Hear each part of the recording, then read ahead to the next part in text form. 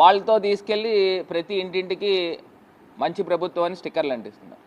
మీరు సూపర్ 6 హామీలు అని చెప్పే కదా, మోసపు హామీలు చెప్పారనే కదా ప్రజలు మిమ్మల్ని ఆశీర్వదించి కూర్చోబెట్టారు.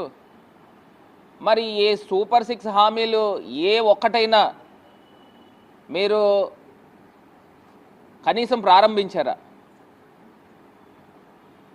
అది ఏది కూడా చేయకపోగా మరి మీరు అడుగు పెట్టారు. రాష్ట్రంలో ఎన్ని అనర్థాలకి దారి తీస్తూ ఉందో ఒక్కసారి రాష్ట్ర ప్రజల్ని ఆలోచన చేయమని కోరుతా ఉన్నా.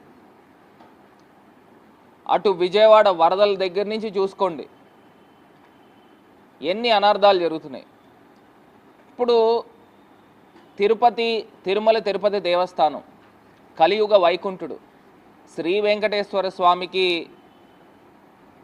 సంబంధించి తిరుపతి లడ్డు కొన్ని వందల సంవత్సరాల ప్రాముఖ్యత విశిష్టత ఉన్న తిరుపతి లడ్డు గురించి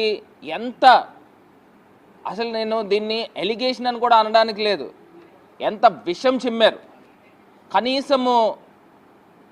కనీసము ఒక మనిషిగా అయినా ఆలోచన చేయాలి కదా. అందులో